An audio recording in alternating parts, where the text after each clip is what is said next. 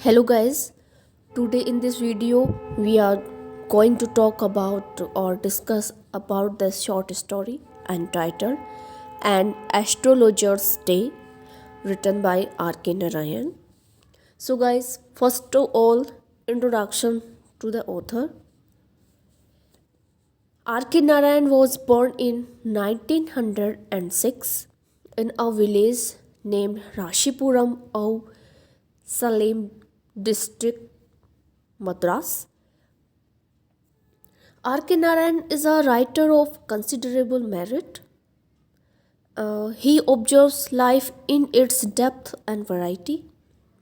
The characters he has portrayed are generally from the middle class society.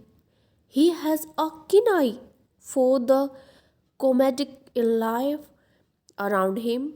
Irony is the best powerful literary device used by R.K. Narayan to convey the incongruity and the contradiction between reality and appearance. He has beautifully portrayed the society as a creative writer. He has a deep understanding of child psychology and he has beautifully described child characters. And some of his famous works are like Swami and Friends, Bachelor of Arts, The Dark Room, The English Teacher, The Financial Expert, The Guide, Mr. Sampath, Waiting for the Mahatma, etc. His works has been translated into many foreign languages. The guide received the Sahitya Academy Award in 1961. Narayan was awarded Padma Bhushan in 1969 by the President. Narayan's so far published works include 11 novels, 4 anthologies of short stories, and 3 books of miscellaneous nature. He started his own publishing house called Indian Thought Publication in Mysore. Now, guys, summary of the story. An Astrologer's Day is a short story of an astrologer who conducts his business near a court. He starts his work almost at midday. He spreads his professional equipment, which consists of a dozen coverage shells, a square piece of cloth with obscure mystic charts on it, a notebook, and a bundle of palmurating writing. He is a fine get-up of an astrologer. He has a fine get-up of an astrologer, with his forehead shining with sacred ash and vermilion. He has dark whiskers and sparkling eyes. To crown the effect, he wears a saffron colored turban around his head. He sits at a place which is frequented by all sorts of people. Many hawkers cry loudly near him, and when it's dark, he gets light from a neighboring hawker. The man was not trained to become an astrologer and had little knowledge of the stars, but he depended solely on his wits, his power of observation, and his insight into the human mind. With experience, he had learned the tricks of the trade. He talked about safe topics like marriage, money, and relationships with two to with and took to speak only after the client had revealed enough about himself. During his youth, The astrologer used to drink, gamble, and quarrel. Once he hit a fellow villager hard on his head and assuming the person died, he pushed him into a well. To hide himself from the police, he ran away and settled as an astrologer in a town. Even though he lacked training, he had all the shrewdness and understanding of human mind and the causes of human worries. That's why he could answer convincing questions to his clients. One day, after having finished his daily business, he was about to leave for home when he saw a man close by and hoped to make him a client. The man demanded the astrologer to tell him something worthwhile about his niche future. The astrologer tried to his usual tricks about talking marriage and money, but the man wanted to hear answers of his basic questions. The man wanted to get satisfactory answer to the question where he will be able to find his enemy or not. At this stage, the man lighted a cheroot, and in the dim light of the matchstick, the astrologer looked at the man's face and became unnerved. The astrologer recognized him as his enemy in that dim light. He was the person whom he pushed into a well thinking he was dead. He tried to withdraw from the challenge and asked him to take his money back, but the man held his wrist and told him he could not get out now. The astrologer struck a bargain with him. He gave such convincing answer to his question that the man was fully satisfied. The astrologer told the client that he had been stabbed and pushed into a well, presuming he was dead. The astrologer addressed him by his name, Guru Nayak.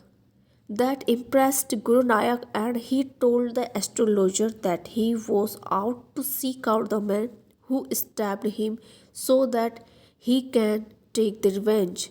The astrologer then informed him that the man who stabbed him had died, having been crushed under a lorry 4 months earlier, and that Nayak's life was not safe, so he should return to his village immediately and warned him not to travel in that direction again.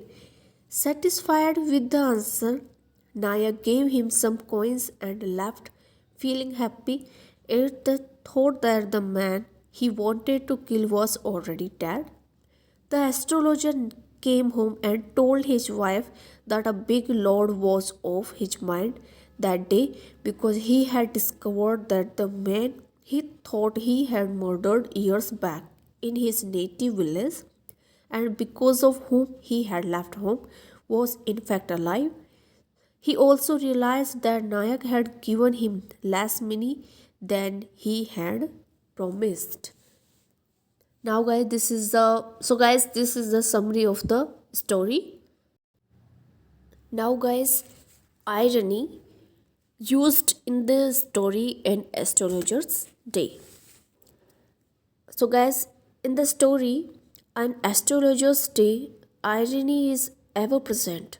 Narayan achieved consistency in his ironic tale. Nayak spent so much of his life searching for the man who had attacked him years ago, only to not even recognize the astrologer when he comes face to face with him. At the same time, the astrologer has lived with the guilt of killing a man he did not actually kill. The astrologer has lived his life in hiding for a crime he only thought he committed. Ironically, the astrologer has lived with a guilt of a crime he did not commit. Narayan's irony has a quality of acceptance. that prevents it from becoming satire and cynicism. The reader is relieved by the ironic ending. The astrologer is innocent of murder. He uses his wit and intelligence to convince Nayak that his assailant is dead. The story's structure, while the more obvious use of irony, becomes evident when characters speak to each other. Through character interaction, the irony unfolds. Nayak learns that his attacker is dead. The astrologer learns that he did not commit murder. Overall, the irony is never harsh or critical. It simply is a matter of fact as the reader learns about the past life of the astrologer. Human weakness is inevitable in his story. Ironically, the astrologer is not guilty of murder. When he learns the truth, he sleeps a peaceful sleep. Now, guys, the narrative techniques.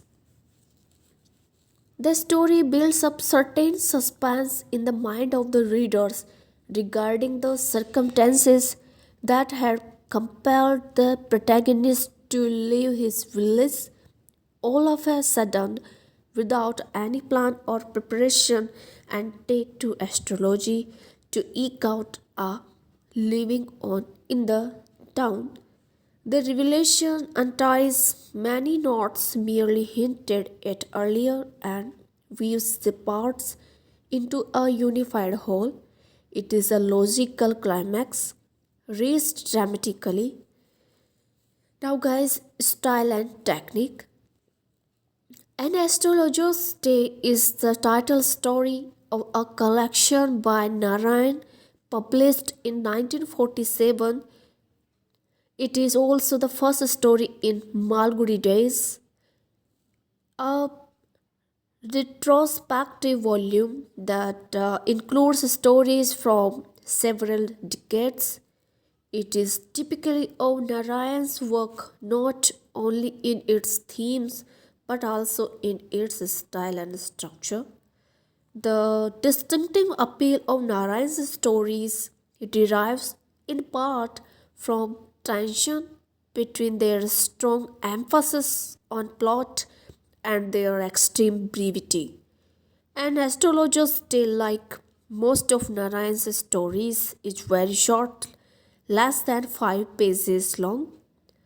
Most modern short stories of its length are sketches tending towards the plotness. In contrast, Narayan's stories almost always have a clear dramatic action in which the central character faces some kind of crisis and either resolves it or lives with it.